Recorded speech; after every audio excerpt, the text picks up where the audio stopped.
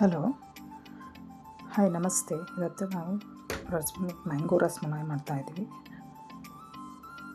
ಹೋಟ್ಲಲ್ಲಿ ಏನು ಕೊಡ್ತಾರೆ ರುಚಿಯಾಗಿ, ಅದೇ ಥರ ಇವತ್ತು ಮನೆಯಲ್ಲೇ ನಾವು ಮ್ಯಾಂಗೋ ರಸಮಲಾಯಿ ಮಾಡ್ತಾಯಿದ್ದೀವಿ. ಅದು ರುಚಿಯಾಗಿ ನಮ್ಮ ಕೈಯಾರೆ ಮಾಡ್ಕೊತಾಯಿದ್ದೀವಿ. ಅದು ನಿಮಗೂ ತೋರಿಸ್ತೀವಿ, ನೀವು ಮಾಡ್ಕೊಳ್ಳಿ, ರುಚಿಯಾಗಿ ನೀವು ಮನೆಯಲ್ಲಿ ತಿನ್ಕೊಳ್ಳಿ. ರಸಮಲಾಯಿಗೆ ಬೇಕಾಗಿರೋಂಥ ಇಂಗ್ರೀಡಿಯೆಂಟ್ಸು, ಈ ಮ್ಯಾಂಗೋ ಸೀಸನ್ ಆಗಿರೋದ್ರಿಂದ ಚೆನ್ನಾಗಿರೋದು 2 ಮ್ಯಾಂಗೋ, ನಿಮ್ಗೆ ಯಾವುದಾದ್ರೂ ಹಣ್ಣು ಬೇಕಿದ್ರೂ ತೊಗೋಬೋದು. ಅದಕ್ಕೆ ಬೇಕಾಗಿರೋಂಥದ್ದು ಹಾಲು, ಸಕ್ಕರೆ, ಸ್ವಲ್ಪ ಹಾಲು ಪೌಡರ್, ಒಂದು ಡ್ರೈ ಫ್ರೂಟ್ಸು, ಸ್ವಲ್ಪ ತುಪ್ಪ, ಚಿರೋಟಿ ರವೆ ಅಥವಾ ಬನ್ಸಿ ರವೆ ಯಾವುದಾದ್ರೂ ಆಗಿರ್ಬೋದು. ಈಗ ಶುರು ಮಾಡೋಣ.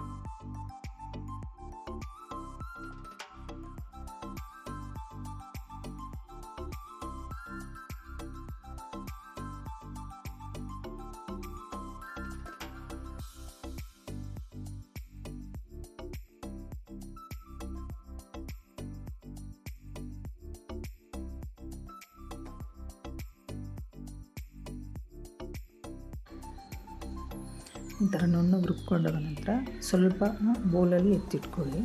ಇದು ಹಾಲ್ಗೆ ಹಾಕೋದಕ್ಕೆ ಬೇಕಾಗುತ್ತೆ.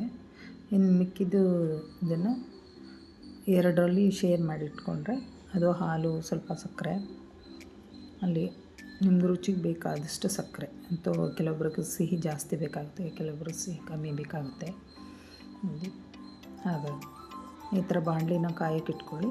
ಸ್ವಲ್ಪ ತುಪ್ಪ ಹಾಕ್ಕೊಂಡು ರವೆನ ಹುರ್ಕೊಳ್ಳಿ. ಸ್ವಲ್ಪ ಚಿರೋಟಿ ರವೆ, ನಿಮ್ಗೆ ಯಾವ ರವೆ ಆದರೂ ಪರವಾಗಿಲ್ಲ. ನಾನು ಚಿರೋಟಿ ರವೆ ಹಾಕ್ಕೊತಾ ಇದ್ದೀನಿ. ಅದು ಸ್ವಲ್ಪ ಫ್ರೈ ಆಗಿ ಗಮ್ ಅಂತ ವಾಸನೆ ಬರೋವರೆಗೂ ಚೆನ್ನಾಗಿ ಹುರ್ಕೊಳ್ಳಿ. ಒಂದು 5 ನಿಮಿಷ ಹುರಿಬೇಕಾಗುತ್ತೆ. ಅದು ಸೀಸ್ಬಾರ್ದು, ನೀಟಾಗಿ ಹುರ್ಕೊಳ್ಳಿ.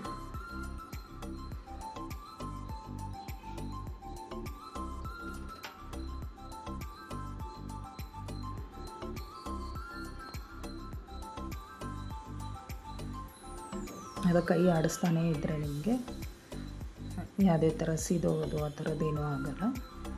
ಈ ಥರ ಸ್ವಲ್ಪ ಒಂದು 5 ನಿಮಿಷ ಹಾಗೆ ಕೈ ಆಡಿಸ್ತಾ ಇರಿ.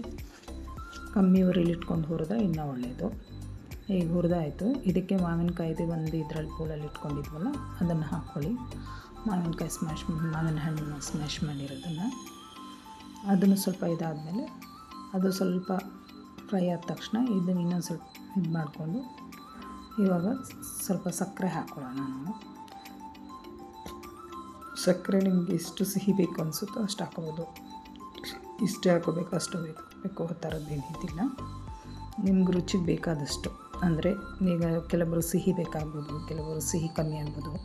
ಮಾವಿನ ಹಣ್ಣಲ್ಲೂ ಸಿಹಿ ಇರೋದರಿಂದ ಎಷ್ಟು ಬೇಕೋ ಅಷ್ಟು ಸಾಧ್ಯವಾದಷ್ಟು. ಅಲ್ಲಿ ನಾನೊಂದು 10 ಸ್ಪೂನ್ ಇರ್ಬೋದು ಅಷ್ಟು ಹಾಕ್ಕೊಂಡಿದ್ದೀನಿ. ಅದನ್ನು ಸ್ವಲ್ಪ ಚೆನ್ನಾಗಿ ಎಲ್ಲ ನೀಟಾಗಿ ಮಿಕ್ಸ್ ಆಗೋ ಥರ ಚೆನ್ನಾಗಿ ಇದು ಮಾಡಿ ಇನ್ನೊಂದು ಸ್ವಲ್ಪ ಹೊತ್ತು ಬಿಸಿನೆಲ್ಲ ಹಾಗೇ ಇದು ಮಾಡ್ತಾಯಿದ್ರೆ ಸ್ವಲ್ಪ ಗಟ್ಟಿಯಾಗುತ್ತೆ. ಗಟ್ಟಿ ಆದಮೇಲೆ ಅಂಟಿನ ಉಂಡೆ ಥರ ಬರುತ್ತೆ. ಅದು ಅಂಟಿನ ಉಂಡೆ ಬರೋವರೆಗೂ ಸ್ವಲ್ಪ ಚೆನ್ನಾಗಿ ತಿರುಗಿ ಆಗಲೂ ಅಷ್ಟೇ ಉರಿ ಕಮ್ಮಿಲೇ ಇಟ್ಕೊಂಡು ತಿರುಗಿಸಿ ಚೆನ್ನಾಗಿ. ಇದು ಒಂದು 5 ನಿಮಿಷ, ಒಂದು 3-4 ನಿಮಿಷದಲ್ಲೇ ಆಗುತ್ತೆ ನೋಡಿ. ಆದರೆ ಉರಿ ಜಾಸ್ತಿ ಮಾಡಿದ್ರೆ ಸೀದೋಗ್ಬಿಡುತ್ತೆ. ಅದು ಸ್ವಲ್ಪ ಗಟ್ಟಿ ಆಗೋವರೆಗೂ ತಿರುಗಿಸ್ಕೋಬೇಕು.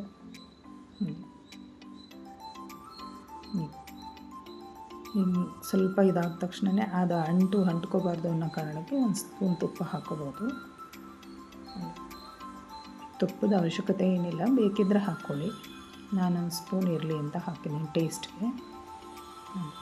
ಇದು ಹಣ್ಣಲ್ಲಿ ಮಾಡ್ತಾ ಇರೋದ್ರಿಂದ ಅದು ರುಚಿ ಇನ್ನೂ ಚೆನ್ನಾಗಿರುತ್ತೆ. ನೀವು ಮಾವಿನ ಹಣ್ಣು, ಪೈನಾಪಲ್ಲು, ಪಪ್ಪಾಯ ಯಾವುದ್ರಲ್ಲಿ ಬೇಕಿದ್ರೂ ಮಾಡ್ಬೋದು. ಮಾವಿನ ಹಣ್ಣು ಕಾಲ ಆಗೋದ್ರಿಂದ ಅದನ್ನು ಸಣ್ಣದಾಗಿ ಇವಾಗ ಉಂಡೆ ಕಟ್ಕೊಳ್ಳಿ ನೀಟಾಗಿ. ಈ ಥರ ಉಂಡೆ ಕಟ್ಕೊಂಡು ಇಟ್ಕೊಂಡು ಒಂದು ಕಡೆ ಇಟ್ಕೊಳ್ಳಿ. ಇದು ನೀವು ತುಪ್ಪದಲ್ಲಿ ಹುರಿದೆಲ್ಲ ಹಾಗೆ ನೀವು ಉಂಡೆ ಮಾಡ್ಕೊತೀನಿ ಅಂತಂದ್ರೆ ಅದು ಗಟ್ಟಿಯಾಗಿ ಇದು ಮಾಡಿ ಬೇಕಿದ್ದರೆ ಇಡ್ಲಿ ಪಾತ್ರೆನಲ್ಲಿ ಬೇಕಿದ್ದರೂ ಬೇಯಿಸ್ಕೋಬೋದು. ನಾನು ತುಪ್ಪದಲ್ಲೇ ಹುರಿದು ಇದು ಮಾಡಿರೋದ್ರಿಂದ ಹಾಗೇ ಅದು ಗಟ್ಟಿ ಬಂದಿದೆ. ಹಾಗಾಗಿ ಅದನ್ನು ಮುಂದೆ ಕಟ್ಕೊಂಡು ಇಟ್ಕೋತಾ ಇದ್ದೀನಿ.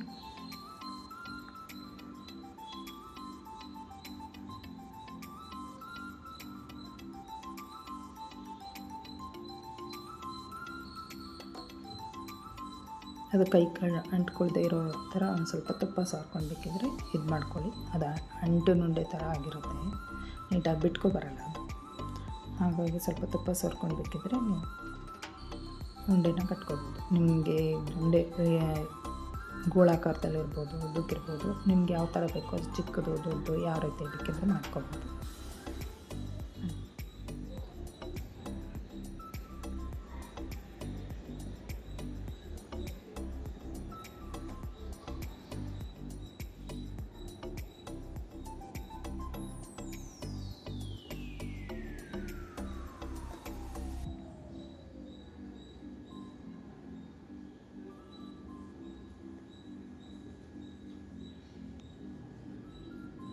ಅದು ಮಾವಿನ ಹಣ್ಣಲ್ಲೇ ಘಮ ಕೂಡ ಇರುತ್ತೆ, ಜೊತೆಗೆ ರುಚಿ ಕೂಡ ಇರುತ್ತೆ. ಮಕ್ಕಳಿಗೆ ಎಲ್ರಿಗೂ ತುಂಬ ಇಷ್ಟ ಆಗುತ್ತೆ ಕೂಡ. ಹಾಗಾಗಿ ಇದನ್ನು ಸಿಹಿ ತಿಂಡಿನ ಮಾಡ್ಕೋಬೋದು. ಇದಾದ ನಂತರ ಹಾಲು ಕಾಯೋಕ್ಕೆ ನಾವು ಇಟ್ಕೊಳ್ಳೋಣ.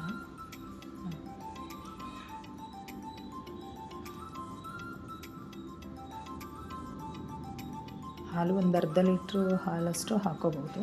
ನಿಮ್ಮ ಮನೆ ಜಾಸ್ತಿ ಜನ ಇದ್ದಾರೆ, ಇದು ಸುಮಾರಿಲ್ಲ ಅಂದರೆ ಒಂದು 7-8 ಜನಕ್ಕೆ ಆಗುತ್ತೆ. ಇನ್ನೂ ಜಾಸ್ತಿ ಬೇಕು ಅಂತಂದರೆ ನೀವು ಇನ್ನೂ ಜಾಸ್ತಿ ಬೇಕಿದ್ದರೂ ಹಾಕ್ಕೋಬೋದು. ನಾನು 2 ಮಾವಿನ ಹಣ್ಣು ಮಾಡ್ತಾ ಇರೋದ್ರಿಂದ ಅರ್ಧ ಲೀಟ್ರಷ್ಟು ಹಾಲು ಹಾಕ್ಕೊಂಡಿದ್ದೀನಿ. ಅದಕ್ಕೆ ಸ್ವಲ್ಪ ಸಕ್ಕರೆ, ನಿಮಗೆ ಒಂದು 5 ಸ್ಪೂನು 6 ಸ್ಪೂನು ಅಷ್ಟು ಬೇಕಿದ್ರೆ ಸಕ್ಕರೆ ಹಾಕ್ಕೊಳ್ಳೋ ಜೊತೆಗೆ ನಾನು ಅಷ್ಟೇ ಒಂದು 3-4 ಸ್ಪೂನಷ್ಟು ಸಕ್ಕರೆ ಹಾಕ್ಕೋತಾ ಇದ್ದೀನಿ ಇವಾಗ.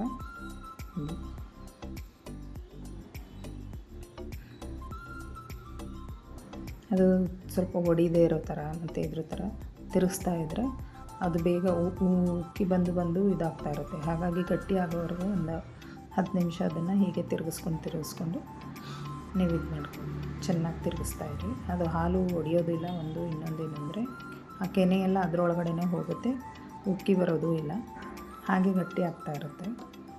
ಹಾಗಾಗಿ ತಿರುಗಿಸ್ತಾ ಇರಬೇಕು.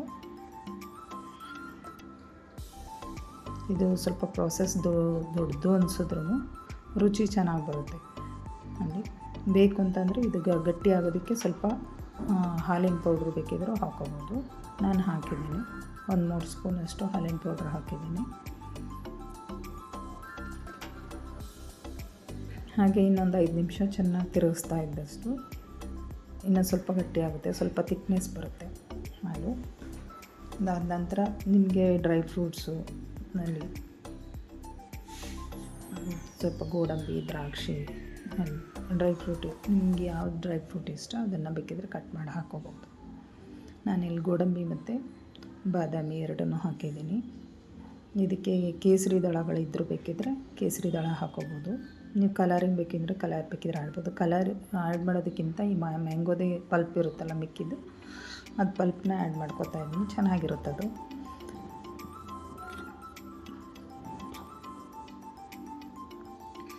ಅದು ಪಲ್ಪ್ ಹಾಕಿ ಒಂದು 5 ನಿಮಿಷ ಕುದಿಸಿದ್ರೆ ಸಾಕು. ಆಮೇಲೆ ಅದು ಅವಶ್ಯಕತೆ ಏನಿಲ್ಲ, ಆಲ್ರೆಡಿ ಬೆಂದಿರುತ್ತೆ. ಇದಾದ ನಂತರ ನಾವು ಉಂಡೆ ಕಟ್ಕೊಂಡಿರ್ತೀವಲ್ಲ, ಅದನ್ನು ಒಂದೊಂದು ಹಾಕಿ ಅದರೊಳಗಡೆ ಹಾಕಿ ಸ್ವಲ್ಪ ಹೊತ್ತು ಬಿಸಿನಲ್ಲಿ ಮುಚ್ಚಿಟ್ರೆ ಆಯಿತು.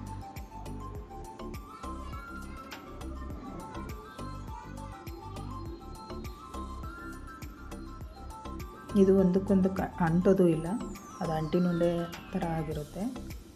ಹಾಗಾಗಿ ನೀವು ನಿಧಾನಕ್ಕೆ ಒಂದು ಸ್ವಲ್ಪ ಹೊತ್ತು ಬಿಟ್ಟಾದಮೇಲೆ ಒಂಚೂರು ತಿರುಗಿಸಿದ್ರೆ ಮುಗೀತು. ಒಂದು ಸ್ವಲ್ಪ ಹೊತ್ತು ಬಿಟ್ಟು ಆಮೇಲೆ ಬೇಕಿದ್ದರೆ ಒಂದು ಬೌಲಲ್ಲಿ ಹಾಕ್ಕೊಂಡು ಸರ್ವ್ ಮಾಡ್ಬೋದು. ಬೇಕಂದರೆ ಫ್ರೀಝರ್ ಮಾಡ್ತೀನಿ ಅಂತಂದರೆ ಫ್ರಿಜ್ಜಲ್ಲಿಟ್ಟು ಸ್ವಲ್ಪ ಹೊತ್ತು ಇಟ್ಟು ಬೇಕಿದ್ದರೆ 1 ದಿನ 2 ದಿನ ಇಟ್ಟು ಬೇಕಿದ್ದರೆ ಯೂಸ್ ಮಾಡ್ಕೋಬೋದು. ಐಸ್ ಕ್ರೀಮ್ ಥರ ಬೇಕಿದ್ದರೂ ಮಾಡ್ಕೋಬೋದು. ಇದು ಮಲಾಯ್ ಆಗಿರೋದ್ರಿಂದ ಕೋಲ್ಡ್ ಇದ್ದಲ್ಲೇ ಬಿಸಿಲು ಬೇಕಿದ್ರೆ ಮಾಡ್ಬೋದು, ಕೋಲ್ಡ್ ಬೇಕಿದ್ರೆ ಮಾಡಿ ಇಟ್ಕೋಬೋದು. ತುಂಬ ರುಚಿಯಾಗಿರುತ್ತೆ. ಒಂದು ಸಲ ಮಾಡ್ಕೊಂಡು ನೋಡಿ.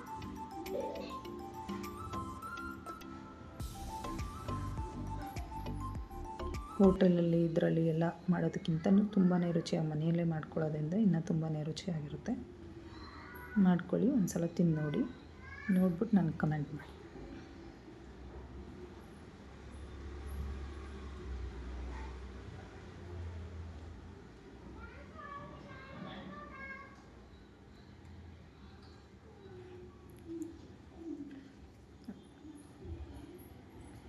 Okay, thank you.